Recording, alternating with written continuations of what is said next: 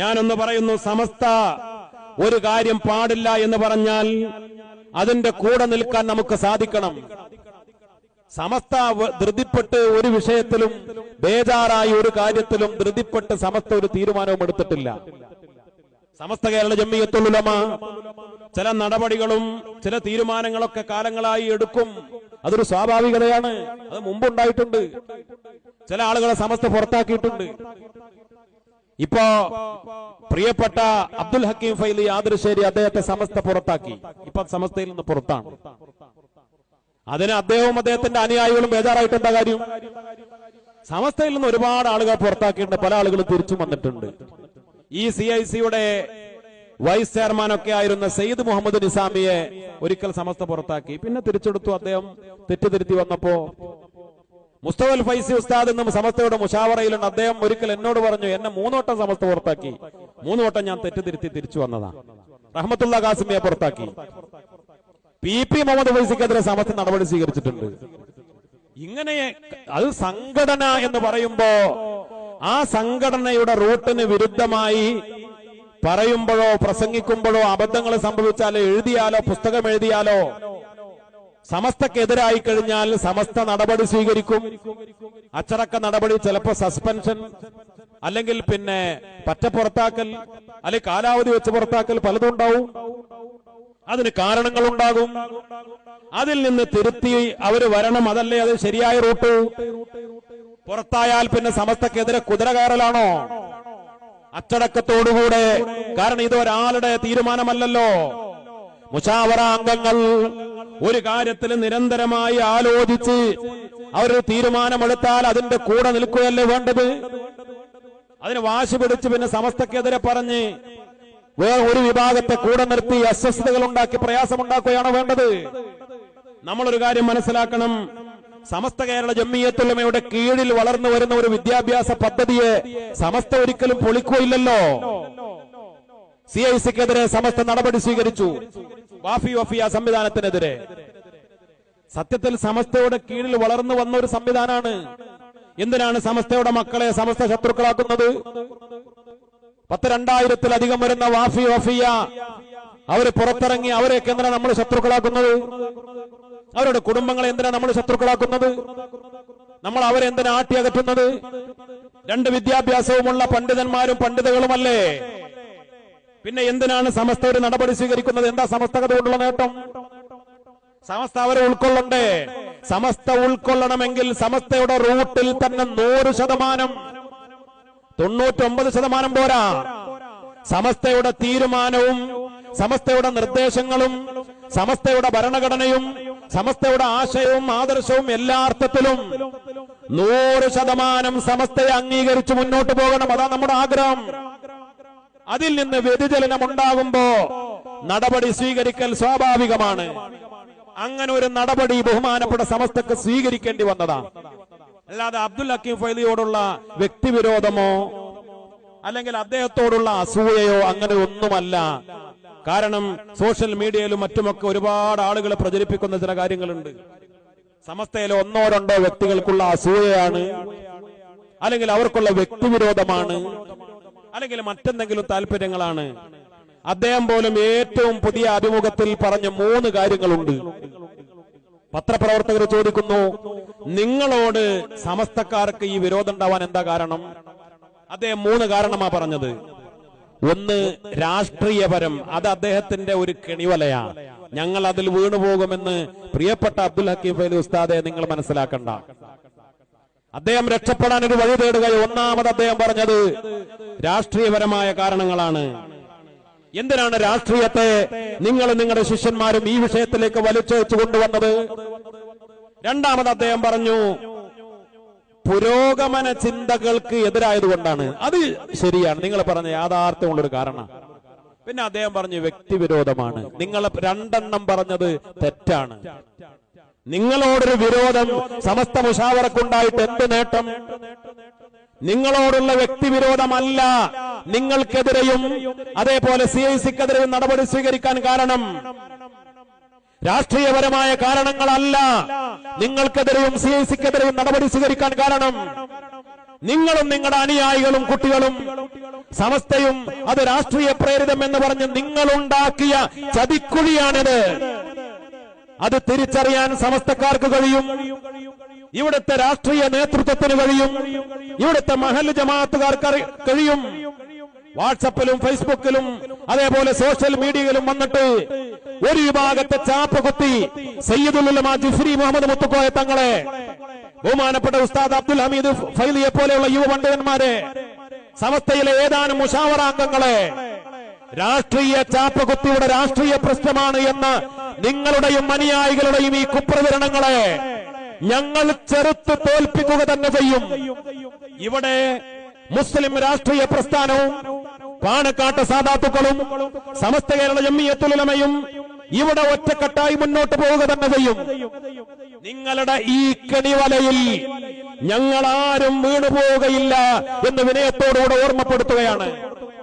അതിലെ ചില യാഥാർത്ഥ്യങ്ങളൊക്കെ അപ്പൊ ചിലപ്പോൾ നമുക്ക് തുറന്നു പറയേണ്ടി വരും.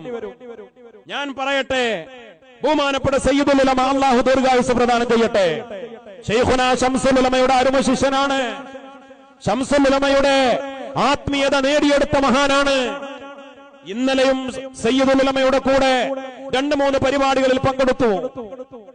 ആ പരിപാടികളിലും അതേപോലെ ഭക്ഷണം കഴിക്കാൻ പോയ വീടുകളിലുമൊക്കെ ബഹുമാനപ്പെട്ട സയ്യിദുൽ ഉലമ ദുആ ചെയ്യുമ്പോ വൈലാ ഹളറത്തി മുറബ്ബിൽ ജലീൽ ശൈഖി ശംസുൽ ഉലമ ഖദ്ദസല്ലാഹു സിർറഹുൽ അസീസ്, എന്റെ മുറബ്ബിയാണ്, എന്റെ മുറബ്ബിൽ ജലീലാണ്, എന്റെ ശൈഖാണ്, എന്റെ ആത്മീയ വഴികാട്ടിയാണ് ശംസുൽ ഉലമ.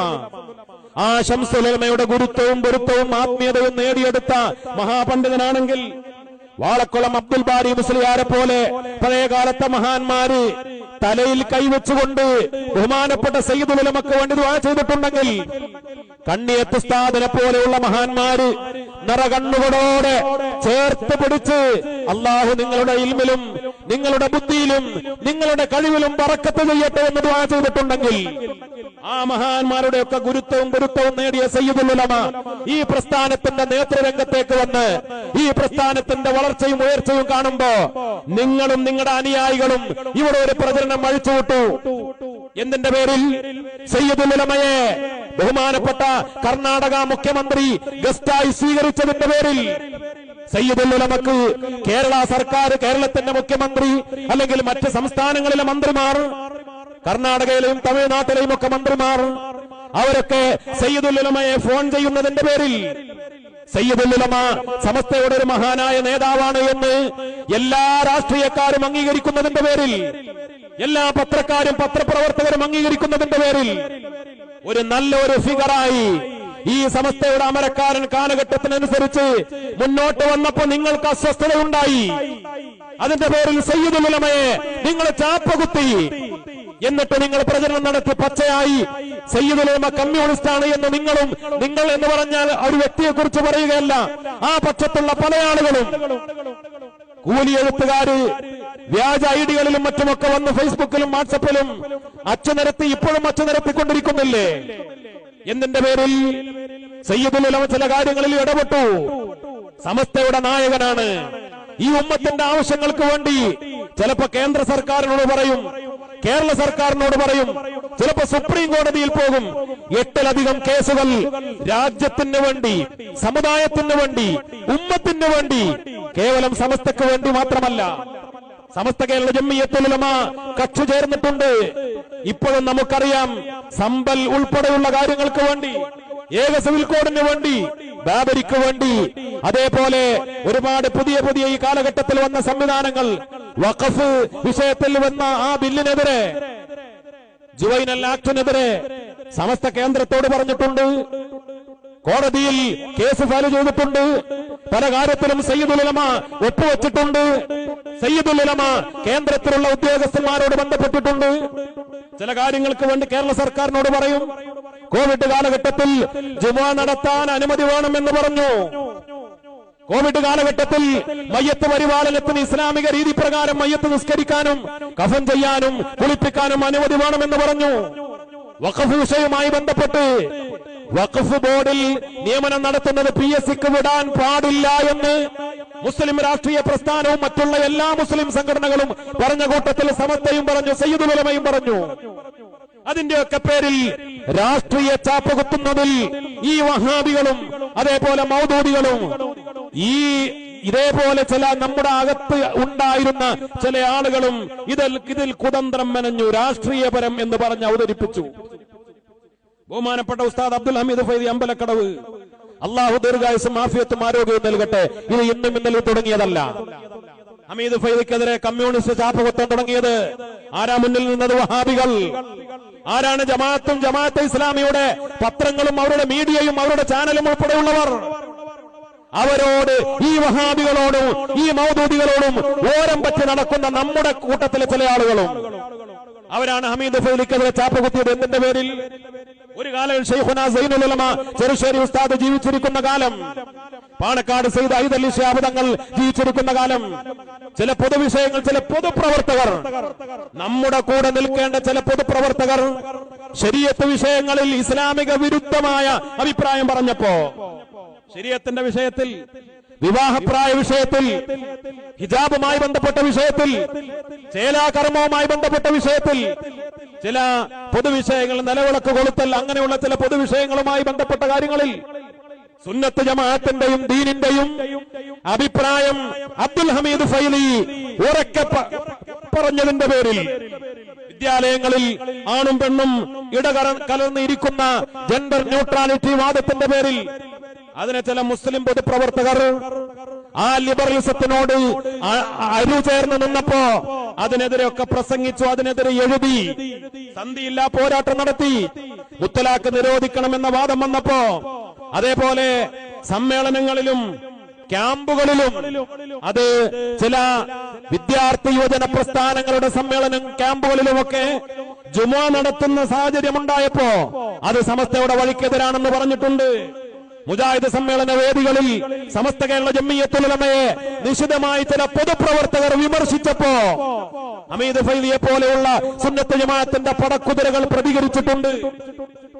നമ്മൾ മനസ്സിലാക്കണം, ജാമിയ നദവിയ അടവണ്ണ അല്ലെങ്കിൽ മുജാഹിദ് സമ്മേളനം, അവിടെയൊക്കെ പോയിട്ട് മുജാഹിദുകളോട് പറഞ്ഞു കൊടുക്കാൻ, നിങ്ങൾ ശിർക്കിനെതിരെ പോരാടണം, നിങ്ങളിവിടെ നിലനിൽക്കണം. മുജാഹിദ് പ്രസ്ഥാനം ഇവിടെ നിലനിന്നാലേ ശിർക്ക് കുറച്ചൊക്കെ കുറയൂ, ഖുറാഫാത്ത് കുറയൂ. ഏതാണ് നിങ്ങൾ ഉദ്ദേശിച്ച ഖുറാഫാത്ത്? പാണക്കാട് സയ്യിദ് മുഹമ്മദ് അലി ശിഹാബ് തങ്ങൾ, ആ ഒരു വട്ടമേശയുണ്ട് പാണക്കാട്ട്, കൊടപ്പനക്കൽ പോയാൽ നമുക്ക് കാണാം.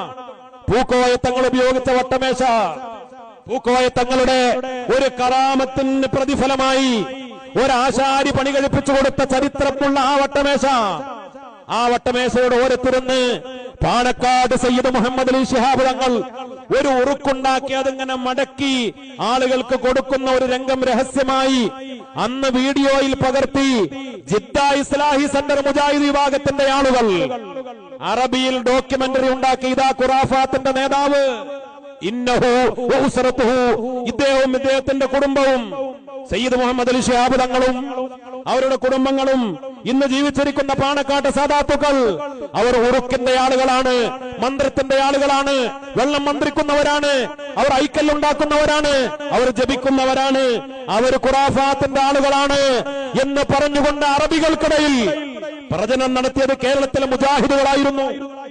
നമ്മൾ മനസ്സിലാക്കണം, അവര് തന്നെയാണ് പാണക്കാട്ട് സാദാത്തുക്കൾക്കെതിരെ എന്നും ഉറഞ്ഞുതുള്ളിയത്.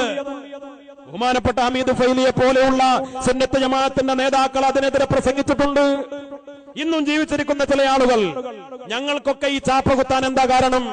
ഞങ്ങളെക്കുറിച്ച് പാണക്കാട് വിരോധികൾ എന്ന് പറയാ, ഞങ്ങളെക്കുറിച്ച് ലീഗ് വിരോധികൾ എന്ന് പറയാ, ഞങ്ങളെക്കുറിച്ച് കമ്മ്യൂണിസ്റ്റുകൾ എന്ന് പറയാ. നിങ്ങൾ പറഞ്ഞോളൂ. മഹാനായ ഇമാം ഷാഫിഈ റളിയല്ലാഹു അൻഹു പറഞ്ഞതുപോലെ ഹബീബായ മുത്തുനബി സല്ലല്ലാഹു അലൈഹി വസല്ലമ തങ്ങളുടെ കുടുംബത്തോട് അഹ്ലു ബൈത്തിനോടുള്ള അടങ്ങാത്ത പ്രണയത്തിന്റെ പേരിൽ നിങ്ങൾ എന്നെ റാഫിദി എന്ന് വിളിച്ചാൽ നിങ്ങൾ റാഫിദി എന്ന് വിളിച്ചോളൂ എന്ന് മറുപടി പറഞ്ഞ ഇമാം ഷാഫിഈ തങ്ങളെ പോലെ ഞങ്ങളും പറയുന്നു, സുന്നത്ത് ജമാഅത്തിനും ഈ സാദാത്തുക്കളുടെയും ഉലമാക്കളുടെയും സുന്നത്ത് ജമാഅത്തിന്റെ ആചാരങ്ങൾക്കും അനുഷ്ഠാനങ്ങൾക്കും കാവൽ പോലെ, ഒരു കോട്ട പോലെ നിലനിന്നതിന്റെ പേരിൽ, വിദേഹത്തിനെതിരെ ശബ്ദിച്ചതിന്റെ പേരിൽ ഞങ്ങൾക്കെതിരെ എന്തൊക്കെ ചാപ്പ കുത്തിയാലും ആ ചാപ്പ അലങ്കാരമായി സ്വീകരിച്ച് മുന്നോട്ട് പോകാൻ തന്നെയാണ് തീരുമാനം. ഇതിനെയൊക്കെ ഞങ്ങൾ പൊളിച്ചു കളയും. ഈ അണക്കെട്ടുകളെ ഞങ്ങൾ പൊളിച്ചു കളഞ്ഞ് മുന്നോട്ട് പോകും. നിങ്ങൾ അങ്ങനെ മനക്കോട്ട കെട്ടി കാത്തിരിക്കണ്ട, ഈ പ്രയാണം തുടരുക തന്നെ ചെയ്യും. ബഹുമാനപ്പെട്ട മഹാനായ പാണക്കാട് സാദാത്തുക്കൾക്കെതിരെ ഓ അബ്ദുള്ള, ആരാ ഓ അബ്ദുള്ള? യഥാർത്ഥത്തിൽ ഒരു ജമാഅത്തെ ഇസ്ലാമി ആചാര്യനാണ്. സംഘടനാപരമായി പുതിയ ജമാഅത്തെ ഇസ്ലാമിൽ നിന്ന് പുറത്താണെങ്കിലും ഇന്ന് ജീവിച്ചിരിക്കുന്ന ഒറിജിനൽ മൗദൂദികളിൽ ഒരാളാണ് ഓ അബ്ദുള്ള. ഓ അബ്ദുള്ള എന്തേ പറഞ്ഞത്? പരപ്പനങ്ങാടി കടപ്പുറത്ത് സയ്യിദ് മുനവ്വർ ശിഹാബ് തങ്ങൾ പഴം മന്ത്രിച്ച് കടലിലേക്കിട പൂക്കോയ തങ്ങളുടെ കാലഘട്ടത്തിലുള്ള ഒരു ആചാരമാണ്. ശിഹാബ് തങ്ങളും അത് ചെയ്തിരുന്നു. ഇപ്പൊ മുനവ്വർ തങ്ങളാ ചെയ്യാറുള്ളത്. പഴം മന്ത്രിച്ച് കൂട്ടപ്രാർത്ഥന നടത്തി വറുതിയുടെ ഘട്ടത്തിൽ ചാകര ലഭിക്കാൻ വേണ്ടി മത്സ്യത്തൊഴിലാളികൾ കൂട്ടിക്കൊണ്ടുപോയി ദുആ ചെയ്ത് പഴം കടലിലേക്ക് എറിയും. ഇത് കണ്ട ഓ അബ്ദുള്ള പറഞ്ഞത് എന്താണ്? പാണക്കാട് സയ്യിദ് മുനവ്വർ ശിഹാബ് തങ്ങളെ ശബരിമലയിലെ മേൽശാന്തിയാക്കണം എന്ന് പറഞ്ഞു പ്രസംഗിച്ചു, എഴുതി ഫേസ്ബുക്കിലിട്ടു. ഞങ്ങൾ അതിനെതിരെ ശബ്ദിച്ചിട്ടുണ്ട്. ഈ ഓ അബ്ദുള്ള പാണക്കാട്ട് തങ്ങൾമാർക്കെതിരെ അതിനേക്കാൾ അശ്ലീലത്തിന്റെയും വൃത്തികെട്ട ആരോപണങ്ങൾ നടത്തിയിട്ടുണ്ട്. ഞങ്ങൾ അന്നും ഇന്നും പ്രതികരിച്ചിട്ടുണ്ട്. മുജാഹിദ് ബാലുശ്ശേരി എന്താ പ്രസംഗിച്ചത്?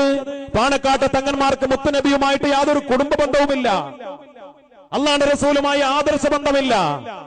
കേരളത്തിൽ തങ്ങന്മാര് തന്നല്ല, ലോകത്ത് തങ്ങന്മാരില്ല എന്നൊക്കെ പ്രസംഗിച്ച മുജാഹിദ് ബാലുശ്ശേരി, സുഹൈർ ചുങ്കത്തറ, മൗലവി സുഹൈർ ചുങ്കത്തറ എന്താ പറഞ്ഞത്? സയ്യിദ് മുഹമ്മദ് അലി ശിഹാബ് തങ്ങളെ, ആ പേര് സയ്യിദ് മുഹമ്മദ് അലി ശിഹാബ് തങ്ങൾ, ആ പേര് മാതാപിതാക്കൾ ഇട്ട് കൊടുത്ത പേരല്ല. എന്നിട്ട് എന്താ പറയുന്നത്? മറ്റു മതക്കാരെ ആക്ഷേപിക്കുക.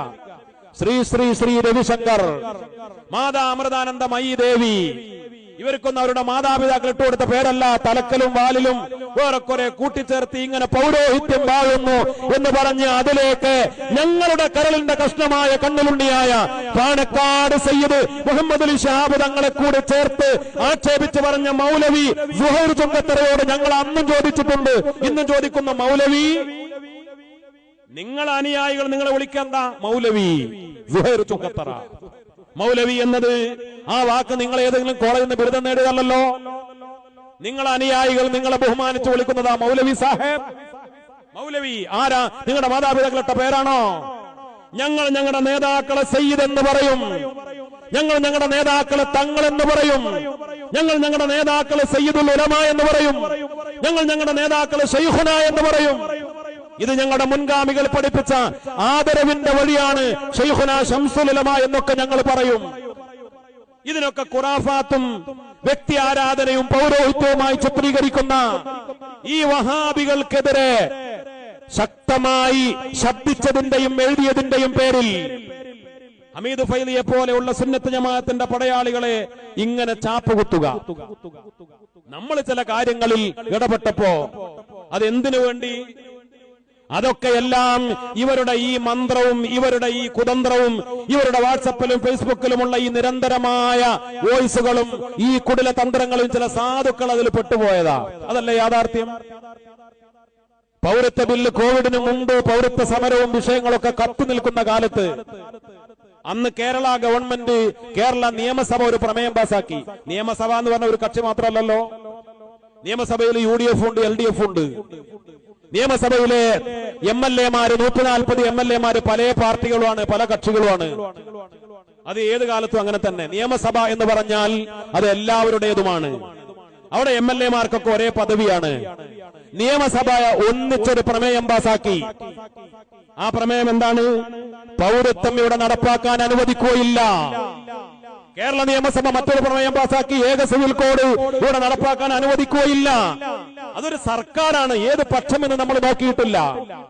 അന്ന് സയ്യിദുൽ ഉലമ കേരള ഗവൺമെന്റിനെ അഭിനന്ദിച്ചു. കാരണം ഇന്ത്യ രാജ്യത്ത് ഏക സിവിൽ കോഡിനെതിരെ, പൗരത്വ ബില്ലിനെതിരെ പ്രമേയം പാസാക്കിയപ്പോ കേരളത്തിലെ UDF-ഉം LDF-ഉം അതിനെതിരെ സമരം ചെയ്തപ്പോ UDF-നെയും LDF-നെയും കക്ഷി നോക്കാതെ ഇത് ഈ രാജ്യത്തിന്റെ നിലനിൽപ്പിന്റെ പ്രാധാന്യമുള്ള വിഷയമാണ്, ഇവിടെ ഏക സിവിൽ കോഡ് വരാൻ പാടില്ല, ഇവിടെ പൗരത്വം വരാൻ പാടില്ല, അതിന്റെ പേരിൽ സയ്യിദുൽ ഉലമ സർക്കാരിനെ അഭിനന്ദിച്ചപ്പോ, സ്വാഗതം ചെയ്തപ്പോ അപ്പൊ പിന്നെ അതായി ആക്ഷേപം. ഞാനൊരു പരിപാടിയിൽ മലപ്പുറത്ത് പ്രസംഗിച്ചത് ഭരണഘടനാ സംരക്ഷണ സമിതി, അത് സത്യത്തിൽ LDF-ന്റെ പരിപാടിയൊന്നും അല്ല. നമ്മളൊക്കെ ചാപ്പ കുത്താൻ ഉപയോഗിച്ച ചില ഉപകരണങ്ങൾ അതായിരുന്നു. അത് CPM-ന്റെ പരിപാടിയോ LDF-ന്റെ പരിപാടിയോ അല്ല. ഭരണഘടനാ സംരക്ഷണ സമിതി, അതിൽ LDF-കാര് അവരുടെ രാഷ്ട്രീയ ലാഭത്തിന് വേണ്ടി അത് രൂപീകരിച്ചതാവാം. രാഷ്ട്രീയം എന്ന് പറഞ്ഞാൽ എല്ലാവരും അവരുടെ വഴി ഉപയോഗപ്പെടുത്തൂലേ? വോട്ട് കിട്ടാൻ അത് ഏത് കക്ഷികളും അവരുടെ എല്ലാ വഴിയും തന്ത്രവും കുതന്ത്രവും ഒക്കെ അത് പയറ്റും.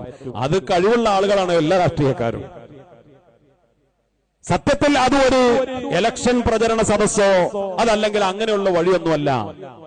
പൗരത്വം അറബിക്കടലിൽ എന്ന പ്രമേയത്തിൽ കേരളത്തിലെ എല്ലാ ജില്ലകളിലും ഭരണഘടനാ സംരക്ഷണ സമിതി, അതിൽ സമസ്ത പങ്കെടുത്തു, മുജാഹിദ് വിഭാഗത്തിന്റെ 3 ഗ്രൂപ്പുകൾ പങ്കെടുത്തു, അതേപോലെ മറ്റുള്ള പല മുസ്ലിം സംഘടനകളും പങ്കെടുത്തു. ആ കൂട്ടത്തിൽ സയ്യിദുൽ ഉലമ പറഞ്ഞ അതേപോലെ പൗരത്വ ബില്ലിനെതിരെ അത് കേരള സർക്കാർ നിലക്കൊണ്ടാലും നിയമസഭ പ്രമേയം പാസാക്കിയാലും അതേപോലെ ഏത് കക്ഷികൾ വന്നാലും അതിനെയൊക്കെ പിന്തുണക്കുക എന്ന ഒരു ധാർമ്മിക ബാധ്യത പറഞ്ഞതിന്റെ പേരിൽ തെറ്റിദ്ധാരണയുണ്ടാക്കി സമസ്തയുടെ അങ്ങനെയുള്ള ഒരുപാട് പ്രഭാഷകരെ കോഴിക്കോട്ട് ആ പരിപാടിയിൽ പങ്കെടുത്തത് മുസ്തഫ മുണ്ടുപാറയായിരുന്നു, മുസ്തഫ മാസ്റ്റർ. കണ്ണൂരിൽ ആ പരിപാടിയിൽ പങ്കെടുത്തത് SKSF-ന്റെ ജനറൽ സെക്രട്ടറി OP അഷ്റഫ് ആയിരുന്നു. ഇങ്ങനെ നമ്മുടെ സമസ്തയുടെ ചില ദൗത്യം, ചില കാര്യങ്ങൾ നമ്മൾ മാറി നിൽക്കാൻ പാടില്ലല്ലോ. അതിന്റെയൊക്കെ പേരിൽ തെറ്റിദ്ധാരണ പരത്തിയിട്ട് സമസ്തക്കാരെ ഇങ്ങനെ കമ്മ്യൂണിസ്റ്റ് ചാപ്പ് കുത്തി നമുക്കിടയിൽ വിള്ളലുണ്ടാക്കാൻ ശ്രമിച്ച ഈ ദുശക്തികളെ നമുക്ക് തിരിച്ചറിയാൻ കഴിയണം. മുസ്ലിം രാഷ്ട്രീയ പ്രസ്ഥാനവും അതിന്റെ നേതാക്കളും പാണക്കാട്ട് സാദാത്തുക്കളും സമസ്തയോടൊപ്പം എന്നും നിലകൊണ്ടവരാണ്. ആ സ്നേഹബന്ധം അതങ്ങനെ തന്നെ മുന്നോട്ട് പോകും. അതിലൊന്നും ആർക്കും തർക്കം വേണ്ട. പക്ഷേ തമ്മിലടിപ്പിക്കാൻ വരുന്ന ഈ ദുശക്തികളെ തിരിച്ചറിയാൻ നമുക്ക് കഴിയണം. ഞാൻ ഒരു കുറഞ്ഞ മിനിറ്റുകളെ കൊണ്ട് അവസാനിപ്പിക്കുക. തങ്ങളുടെ ദുആയോടുകൂടെ നമുക്ക് അവസാനിപ്പിക്കാനുണ്ട്. ഞാൻ പറഞ്ഞു വന്നത്, പ്രിയങ്കരനായ അബ്ദുൽ ലത്തീഫ് ഫൈലി സമസ്ത പുറത്താക്കാൻ 3 കാരണം പറഞ്ഞതിൽ ഒന്ന് അദ്ദേഹത്തിനെതിരെയുള്ള വ്യക്തിവിരോധം, മറ്റൊന്ന് രാഷ്ട്രീയം. ആ രാഷ്ട്രീയം എന്ന് പറഞ്ഞപ്പോ ഇതൊക്കെ വിശദീകരിക്കേണ്ടി വന്നതാ. നിങ്ങളുടെ ഈ കുതന്ത്രം ഒരിക്കലും വിജയിക്കാം. നിങ്ങളുടെ അനുയായികളും ഈ സോഷ്യൽ മീഡിയകളിൽ നിരന്തരം ഇങ്ങനെ പ്രചരണം നടത്തി തമ്മിൽ തല്ലുണ്ടാക്കുന്നത് അവസാനിപ്പിക്കാൻ തന്നെയാണ് ഞങ്ങളുടെ തീരുമാനം. അതിനൊക്കെ പലതും ഇങ്ങനെ തുറന്ന് പറയേണ്ടി വരികയാണ്. പിന്നെ പറഞ്ഞത് എന്താണ്? പുരോഗമനത്തിനെതിരെയുള്ള ആ ഒരു പഴഞ്ചൻ രീതി, അത് പറഞ്ഞത് ശരിയാ. നിങ്ങൾ പറയുന്ന പുരോഗമനത്തിന്റെ കൂടെ ഞങ്ങളില്ല. ഏറ്റവും പുതിയത്, ഞാൻ അതിന്റെ അവസാന ഭാഗം മാത്രം പറയാം. CIC എന്തിനാണ് പുറത്താക്കിയതെന്നൊക്കെ നമുക്കറിയാം. CIC-യെ നമ്മൾ അങ്ങോട്ട് പുറത്താക്കിയതല്ല. CIC ആദ്യം സമസ്തയെ പുറത്താക്കി. ഞാൻ നിങ്ങൾ ഓർമ്മിക്കാൻ വേണ്ടി 2022 ജനുവരിയിലാണ് ഭരണഘടന തിരുത്തിയത്. CIC-യുടെ ഭരണഘടന നോക്ക്.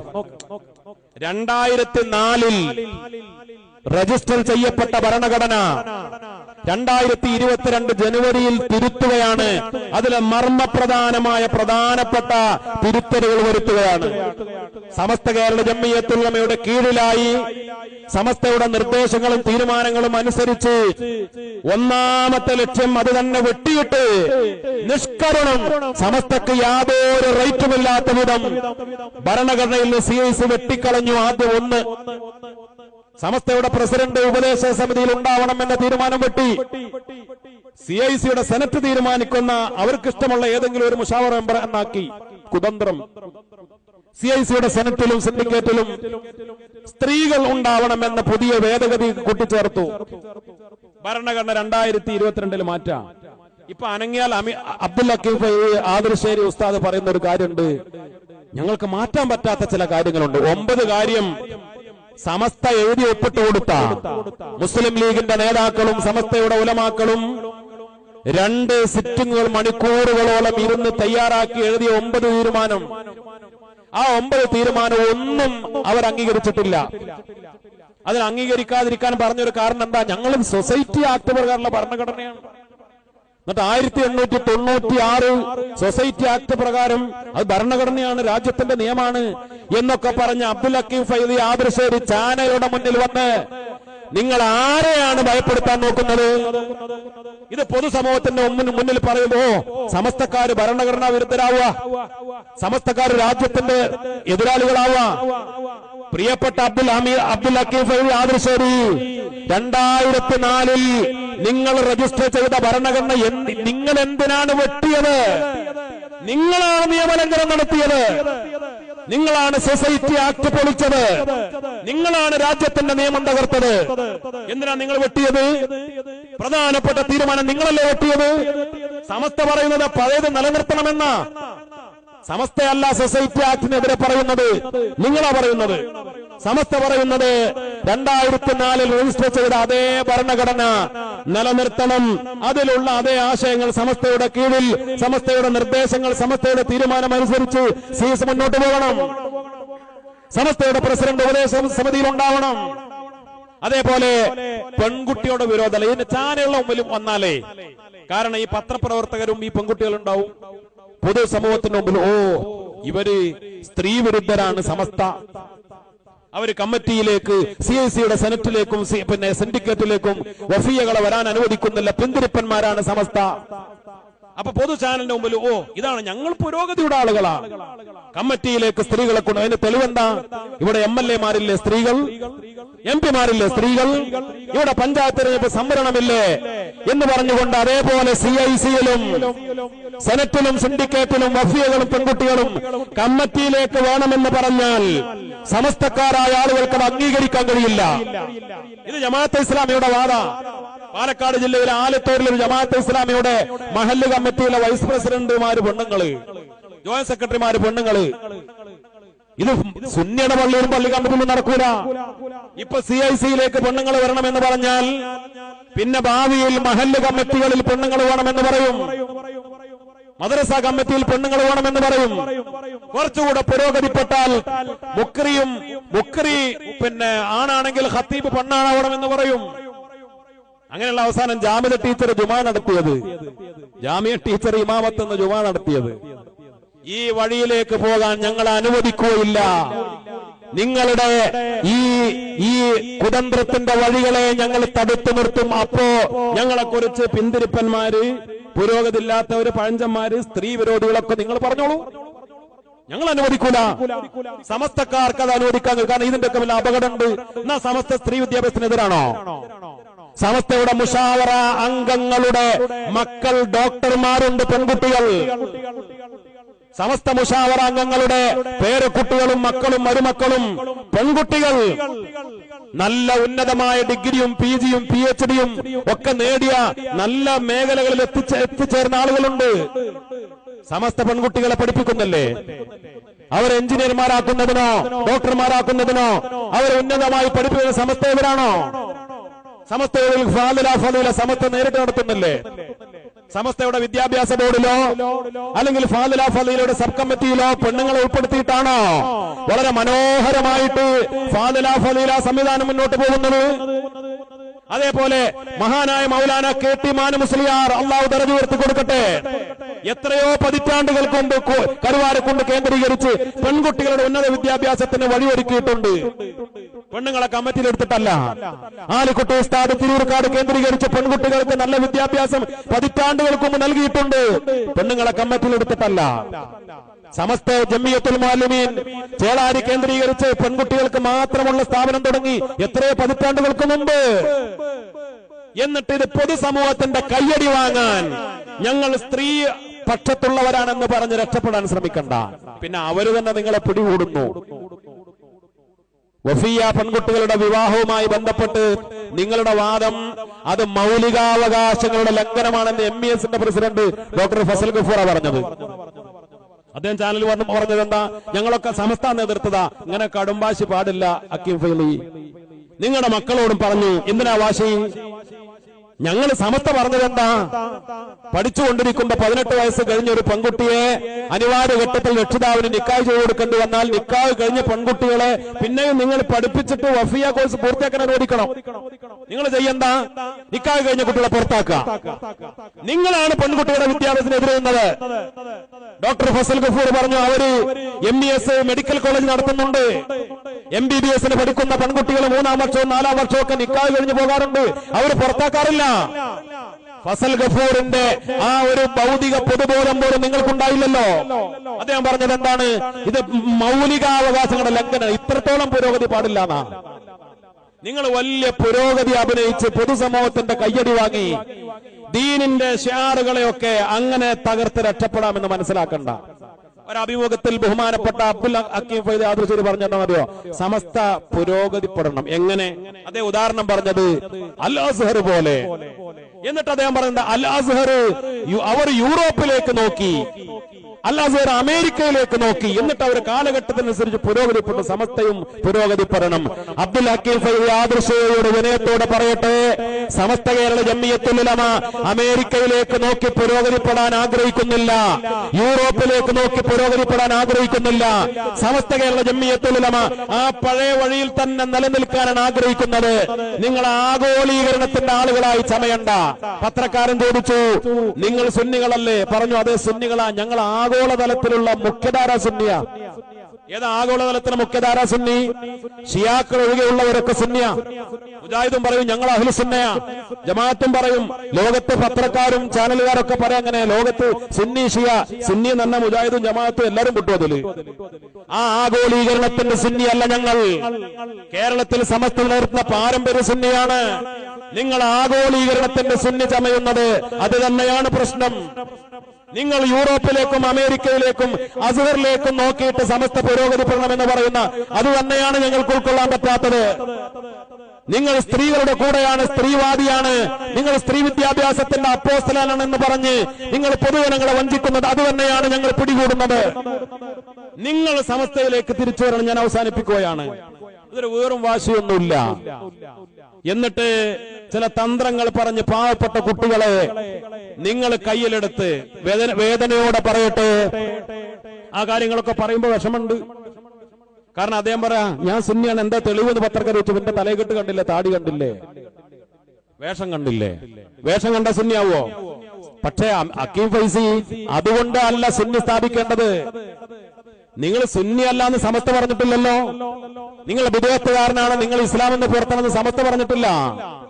സമസ്ത പറഞ്ഞത് നിങ്ങളിൽ നിന്ന് സുന്നത്ത് ജമാഅത്തിന്റെ ആശയങ്ങൾക്ക് ആദർശങ്ങൾക്ക് വിരുദ്ധമായത് സംഭവിച്ചിട്ടുണ്ട്, ദീനിന്റെ ഉസൂലിന് വിരുദ്ധമായത് സംഭവിച്ചു നിങ്ങളുടെ പ്രസംഗങ്ങളിലും നിങ്ങളുടെ ഇടപെടലുകളിലും മറ്റുമൊക്കെ. അതാണ് സമസ്ത ചൂണ്ടിക്കാണിച്ചത്. സുന്നിയാണെന്ന് പറയാൻ തെളിവ് താടിയും തലയെക്കെട്ടും കാണിച്ചു കൊടുക്കലല്ല. KM മൗലവിക്ക് നിങ്ങളെക്കാൾ മനോഹരമായ തലയെക്കെട്ടും താടി ഉണ്ടായിരുന്നു. MCC അബ്ദുറഹ്മാൻ മൗലവിക്ക് തലയെക്കെട്ടും താടി ഉണ്ടായിരുന്നു. ലോകത്ത് കഴിഞ്ഞുപോയ ബിദ്അത്തുകാർക്കൊക്കെ തലയെക്കെട്ടും താടിയുണ്ട്. തലയെക്കെട്ടും താടിയുണ്ട് എന്നുള്ളതല്ല സുന്നി എന്നുള്ളത് തെളിവ്. അത് മനസ്സിലാക്കണം. പിന്നെ മക്കൾ പറയും ഉസ്താദ് മൗലിദ് ഓതി കരയാറുണ്ട്. മൗലിദ് ഓതി കരയലല്ല ഒരാൾ സുന്നിയാണ് എന്നതിന്റെ തെളിവ്. തബ്ലീഗ് ജമാഅത്തിന് മൗലിദ് ഓതാറില്ലേ? തബ്ലീഗ് ജമാഅത്തിന് ഖുത്ബത്തിൽ വരെ പങ്കെടുക്കാറുണ്ട്. എന്നാലും ഞങ്ങൾ പറയുന്നു നിങ്ങൾ പിഴച്ചുപോയി എന്ന് സമസ്ത പറഞ്ഞിട്ടില്ല. നിങ്ങൾ ഇങ്ങനെ തന്ത്രങ്ങൾ മനഞ്ഞ് ഈ കുട്ടികളെ പറ്റിക്കണ്ട. എനിക്കൊരു വേദനയുള്ള കാര്യം ഈ സദസ്സിന്റെ മുന്നിൽ പങ്കുവെക്കുന്നത്, വർഷങ്ങൾക്ക് മുമ്പ് ഒരു വാഫി സുഹൃത്ത് പറഞ്ഞ കാര്യം എന്താ അറിയോ? ഞങ്ങളുടെയൊക്കെ ഗുരുനാഥൻ ബഹുമാനപ്പെട്ട ജലീൽ ഫൈലി ഉസ്താദ് ഞങ്ങളൊക്കെ ജാമിയയിൽ പഠിക്കുമ്പോ ഞങ്ങൾക്ക് ഇൽമു പഠിപ്പിച്ചു തന്ന ഒരു മഹാനായ ഗുരുവര്യൻ. ആ ഗുരുനാഥന്റെ ഒരു മകൻ വാഫിയാണ്. അദ്ദേഹം വർഷങ്ങൾക്ക് മുമ്പ് പറഞ്ഞത്, എന്റെ പിതാവ്, അദ്ദേഹം സമസ്തയുടെ പരമോന്നത സംവിധാനത്തിലെ ഒരു തസ്തിക വഹിച്ച മഹാപണ്ഡിതനാ. ആ മഹാനുഭാവൻ എന്റെ പിതാവും ഹക്കീം ഉസ്താദും എതിരായാൽ ഞാൻ ഹക്കീം ഉസ്താദിന്റെ കൂടെ നിൽക്കുക. ഇത് ഈ വാഫി പ്രശ്നം ഉണ്ടായപ്പോഴൊന്നല്ല, വർഷങ്ങൾക്ക് മുമ്പ് പറഞ്ഞതാണ്. ഇതിനൊരു കാരണമുണ്ട്.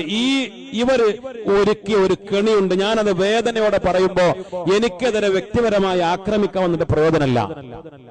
അത് സ്വാഭാവികമാണ്, ഒരാളുടെ ആഗ്രഹമാണ്. കാരണം എന്താണെന്നറിയോ? ഞങ്ങളൊക്കെ ആഗ്രഹിക്കും ഞങ്ങളെ ശിഷ്യന്മാരെ ഞങ്ങളെ ബഹുമാനിക്കണം, സ്നേഹിക്കണം. ഏത് മുദരിസുമാരും ഉസ്താദുമാരൊക്കെ അവരുടെ മക്കള് ഗുരുത്വവും പൊരുത്തവും അല്ലേ?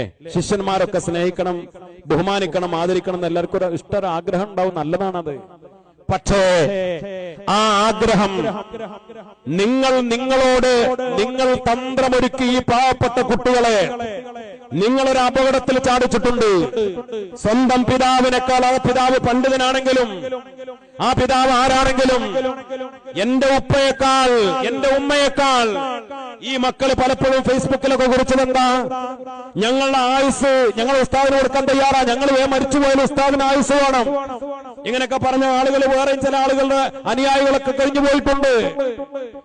സ്വന്തം പിതാക്കന്മാരോട് തെറ്റിയ, സ്വന്തം പിതാക്കന്മാര് ആലിമീങ്ങളായ ഉപ്പമാരോട് ശത്രുക്കളായ ആ തരത്തില് ഹക്കീം ഫൈസി ഉസ്താദിനോടൊരു വ്യക്തിപരമായ വല്ലാത്ത അമിതമായ ഒരു ബഹുമാനം ആദരവ് കൊണ്ട് നടന്ന് ഇങ്ങനെ ഒരു സംവിധാനം രൂപപ്പെടുത്തിയെടുക്കുന്നതിൽ നിങ്ങൾ വിജയിച്ചിട്ടുണ്ട്. നിങ്ങളുടെ സാമർത്ഥ്യം അതിനെ ചോദ്യം ചെയ്യല്ല. ഞാനൊരു കാര്യം പറഞ്ഞ് അവസാനിപ്പിക്കണം. ഞാൻ വ്യക്തി ഹത്യ നടത്താണെന്ന് നിങ്ങൾ ചിന്തിക്കണ്ട. അദ്ദേഹം പറഞ്ഞ ഒരു കാര്യം, ഖുർആനും സുന്നത്തും മതി, വേറുള്ള പിന്നെ അതിന് അപ്പുറമുള്ള ഒന്നും നമ്മൾ ഒന്നിനും തെളിവായി എടുക്കണ്ട. അദ്ദേഹം നിരന്തരം പറയുന്ന കാര്യമാണ്. ഇത് ആരുടെ വാദം? മുജാഹിദുകളുടെ വാദം. അതുകൊണ്ടല്ലോ മുജാഹിദ് മൗലൂദ് ഓർക്കുക, പടച്ചോനെ ഹക്കീം ഫൈസിക്ക് ദീർഘായുസ് കൊടുക്കണേ. കാരണം അദ്ദേഹം ഖുർആനും സുന്നത്തും മതി എന്ന് പറയുന്ന ആളാണ്. ഹക്കീം ഫൈസിയുടെ അനുയായികള്, അവരുടെ ശിഷ്യന്മാര് പലരും ഖുത്ബ, നബാത്തിയ ഖുത്ബ, അറബി ഖുത്ബയാണ് കേരളത്തിലെ മുസ്ലിം ഉമ്മത്തിനെ നശിപ്പിച്ചത് എന്ന് പറയുന്ന ആളുകളാണ്. മലയാള ഖുത്ബ ഇല്ലാത്തതാണ് കേരളത്തിലെ മുസ്ലിം ഉമ്മത്തിന് പറ്റിയ അബദ്ധമെന്ന് അവരുടെ അനുയായികളും ശിഷ്യന്മാര് കുറെ ആളുകൾ പറഞ്ഞിട്ടുണ്ട്. പേര് പറയുന്നില്ല എന്ന് പറഞ്ഞ് മൗലവി പ്രസംഗിക്കുക. മുജാഹിദ് ബാലുശ്ശേരി ദുആ ചെയ്യാണ് ഹക്കീം ഫൈസിയുടെ ദീർഘായുസിന് വേണ്ടി. ഓ അബ്ദുള്ള ദുആ ചെയ്യാണ് ഹക്കീം ഫൈസിയുടെ ദീർഘായുസിന് വേണ്ടി. ദ്വാരത്തോട്ട് എല്ലാവരും ദീർഘായുസ് ഹക്കീം ഫൈസിക്ക് വേണം. അല്ലാഹു റബ്ബുൽ ഇസ്സത്ത് ഹക്കീം ഫൈസിക്ക് ദീർഘായുസ് നൽകട്ടെ. നമ്മൾ ദുആ ചെയ്യുന്നു, അദ്ദേഹത്തിന് സമസ്തയിലേക്ക് തിരിച്ചു വരാൻ പടച്ചറബ് തൗഫീഖ് നൽകട്ടെ. നമുക്ക് ദുആ ചെയ്യാനുള്ളത്. പക്ഷെ ഇതാണ് പ്രശ്നം പ്രിയപ്പെട്ടവരെ. ഇവരൊക്കെ ഈ മുജാഹിദ് മൗലവിമാരൊക്കെ ഇങ്ങനെ ദുആ ചെയ്യുന്നത് എന്തുകൊണ്ടാ? ഇവർ അവരുടെ ഓരം ചേർന്ന് നടക്കുകയാണ്. അവരുടെ സെമിനാറുകളിലും അവരുടെ പ്രസിദ്ധീകരണങ്ങളിലും അവരുടെ ആശയങ്ങൾക്കൊക്കെ ഇങ്ങനെ ചെറുതായിട്ട് ഇങ്ങനെ മരുന്ന് കൊടുത്ത്. ഇതാണ് സമസ്തക്ക് ഉൾക്കൊള്ളാൻ കഴിയാത്തത്. അതുകൊണ്ട് ഒരു പക്ഷത്ത് പറയാ ഖുർആനും സുന്നത്തും മുറുകെ പിടിക്കണം, വേറൊന്നും വേണ്ട.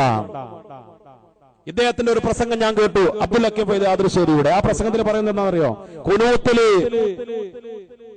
റബ്ബന പിന്നെ അവസാനം പിന്നെ സ്വലാത്ത് കഴിഞ്ഞിട്ട് റബ്ബന ഗഫൂർ വർഹം വഅൻത ഖൈറുർ റഹീമീൻ, ഇത് ചൊല്ലാനുള്ള തെളിവ് മൂപ്പര് ഇങ്ങനെ അന്വേഷിച്ച് രാത്രി 2 മണിക്ക് കിടന്നുറങ്ങി. പിന്നെ റസൂലുള്ളാഹിനെ സ്വപ്നം കണ്ടു. റസൂലുള്ള ഇമാമ നിന്ന് സഹാബത്തൊക്കെ സിദ്ദീഖ് തങ്ങൾ, ഉമറുൽ ഖത്താബ് തങ്ങളൊക്കെ മൗമിയങ്ങളായി സുബഹി നിസ്കരിക്കുന്ന സ്വപ്നം കണ്ടു. റസൂലുള്ള ഖുനൂത്തിൽ ഇങ്ങനെ ഓതി. അപ്പൊ എനിക്ക് തെളിവായി. അദ്ദേഹം പ്രസംഗിക്കാണ്. ഒരു പക്ഷത്തെ ഈ കുട്ടികളോട് പറയാം ഖുർആനും സുന്നത്തും അംഗീകരിക്കാൻ പാടുള്ളൂ. ഒരു പക്ഷത്ത് ഇദ്ദേഹം തന്നെ ശറഈയായ ഒരു നിയമത്തിന് തെളിവ് പറയാൻ മൂപ്പര് സ്വപ്നം കണ്ടത്. ആയിക്കോട്ടെ, മുത്തുനബി സല്ലല്ലാഹു അലൈഹി വസല്ലമ തങ്ങളെ സ്വപ്നം കാണുന്നവരൊക്കെ വലിയ ഭാഗ്യവാന്മാരാണ്. നമ്മൾ അവരെ ഒന്നും ചെറുതാക്കി കാണല്ല. പക്ഷേ ഇതിലൊക്കെ നമ്മൾ മനസ്സിലാക്കുന്ന ചില കാര്യങ്ങളുണ്ട്. അതുകൊണ്ടാണ് എന്റെ വാപ്പ മൂപ്പര് എതിരായാൽ ഞാൻ മൂപ്പര കൂടെ നിൽക്കുന്ന ഈ മക്കള് പറയുന്നത്. ഈ തരത്തിൽ ഈ കുട്ടികളെ കയ്യിലെടുക്കുന്ന കാര്യത്തിൽ അദ്ദേഹം വിജയിച്ചിട്ടുണ്ട്. അത് അദ്ദേഹത്തിന്റെ യോഗ്യതയാണ്. ആ യോഗ്യത കൊണ്ട് ഈ മക്കളെ മുഴുവനും അങ്ങനെ ഒരു പക്ഷത്തേക്ക് ചേർത്ത് നിർത്തി. ഇപ്പൊ അവരൊക്കെ വ്യാപകമായി സമസ്തക്കെതിരെ, സമസ്തയുടെ ഉലമാക്കൾക്കെതിരെ സോഷ്യൽ മീഡിയയിലും മറ്റുമൊക്കെ അറ്റാക്ക് നടത്തി. ഞങ്ങളൊക്കെ ഓരോ പ്രസംഗം കഴിഞ്ഞ് പോകുമ്പോ കാണാം വ്യാപകമായിട്ട് സോഷ്യൽ മീഡിയ അറ്റാക്ക് വരും, വാട്സപ്പിലും മറ്റുമൊക്കെ. അതൊന്നും പേടിയില്ല, ഞങ്ങൾ വന്നോളൂ. ഇത് കേട്ടുകൊണ്ടിരിക്കുന്ന മക്കളുണ്ടല്ലോ, ഈ അറ്റാക്കിന് കാത്തിരിക്കുന്നവർ, മക്കളെ നിങ്ങൾ ചിന്തിക്കണം. നിങ്ങൾ മുഖ്യധാരയുടെ കൂടെ വരണം, നിങ്ങളുടെ ഉസ്താദിനെയും കൊണ്ടുവരണം. നമുക്കൊന്നിച്ച് സമസ്തയുടെ കൂടെ നിന്ന് തെറ്റുകളൊക്കെ തിരുത്തി ഈ CIC സംവിധാനവും സമസ്തയുടെ കൂടെ നിർത്തി നിങ്ങൾ കൊണ്ടുവരണം. അതിനാ നിങ്ങൾ പരിശ്രമിക്കേണ്ടത്. ഞാനൊരു കാര്യം പറയട്ടെ, ഈ കഴിഞ്ഞ സമസ്തയുടെ മുഷാവറ ഡിസംബർ 11-ാം തീയതി സമസ്ത മുഷാവറ CICക്കെതിരെ കടുത്ത നടപടി പിന്നെയും പ്രഖ്യാപിച്ചപ്പോ അവസാനം ഒരു ക്ലോസ് പറഞ്ഞു, 9 നിബന്ധനകൾ. ആ 9 നിബന്ധനകൾ അത് അംഗീകരിച്ച് നടപ്പാക്കുകയാണെങ്കിൽ സാദിഖ് അലി ശിഹാബ് തങ്ങളുടെ അഭ്യർത്ഥന മാനിച്ച് സമസ്ത അവിടെ ഒരു ക്ലോസ് വെച്ചു. ഈ 9 കാര്യങ്ങൾ അംഗീകരിച്ച് തീരുമാനിച്ച് നടപ്പാക്കി നിങ്ങൾ വരികയാണെങ്കിൽ സമസ്തയുടെ തീരുമാനം പുനഃപരിശോധിക്കുമെന്ന് സമസ്ത പറഞ്ഞു. അപ്പോ ആ സാദിഖ് അലി തങ്ങളുടെ അഭ്യർത്ഥനയുടെ കൂടെ നിൽക്കുന്നതിന് പകരം പിറ്റേ ദിവസം പത്രസമ്മേളനം നടത്തി, പിന്നെയും പത്രസമ്മേളനം നടത്തി. സമസ്തയുടെ ഡ്രൈവർമാരെ മാറ്റണം എന്ന് പറഞ്ഞ്, സമസ്തയെ ശുദ്ധീകരിക്കണം എന്ന് പറഞ്ഞാണ് നിങ്ങളുടെ നേതാവ് മുന്നോട്ട് വരുന്നതെങ്കിൽ നേതാവിനോടും അനുയായിയോടും എന്ന് പറയട്ടെ, സമസ്തയുടെ ഡ്രൈവർമാർ, ഒന്നാമത്തെ ഡ്രൈവർ സയ്യിദുൽ ഉലമാ ജിഫ്രി മുഹമ്മദ് മുത്തുക്കോയ തങ്ങളാണ്. പിന്നെ ഷെയ്ഖുൽ ജാമിയ ആലിക്കുട്ടി ഉസ്താദാണ്, MT ഉസ്താദാണ്, കൊയ്യോട് ഉസ്താദാണ്. ഞങ്ങളുടെ ഗുരുനാഥന്മാരായ സമസ്ത മുഷാവറ അംഗങ്ങളാണ് ഈ പ്രസ്ഥാനത്തിന്റെ ഡ്രൈവർമാർ. ഈ ഡ്രൈവർമാരെ മാറ്റാൻ ഞങ്ങൾ ആരെയും അനുവദിക്കുകയില്ല. ഒരു മുഷാവറ അംഗത്തെയും പുറത്താക്കുമെന്ന് സ്വപ്നം കണ്ട് നിങ്ങൾ നിങ്ങളും നിങ്ങളുടെ അനുയായികളും കാത്തിരിക്കേണ്ടതില്ല. ശൈഖുന സയ്യിദുൽ ഉലമ പറഞ്ഞതുപോലെ ശുദ്ധീകരിക്കാൻ ഡിറ്റർജന്റ് പൗഡറുമായി നിങ്ങൾ വാഷിംഗ് മെഷീനുമായി നിങ്ങൾ കടന്നു വരണ്ട. ഈ പരമശാക്തികരുടെ ഈ ആത്മീയ വിശുദ്ധിയോടെ ഈ ഡ്രൈവർമാരുടെ ഈ കപ്പിത്താന്മാരുടെ നേതൃത്വത്തിൽ സമസ്ത 100ാം വാർഷികത്തിലേക്ക് മുന്നോട്ട് പോകും. സമസ്തയുടെ കൂടെ വരേണ്ട ആളുകൾക്ക് വരാം, സമസ്തയുടെ കൂടെ അണിനിരക്കാം. അല്ലാഹു റബ്ബുൽ ഇസ്സത്ത് തൗഫീഖ് നൽകി അനുഗ്രഹിക്കട്ടെ. വആഖിറു ദഅവാന അൽഹംദുലില്ലാഹി റബ്ബിൽ ആലമീൻ. അസ്സലാമു അലൈക്കും വറഹ്മത്തുള്ളാഹി വബറകാതുഹു.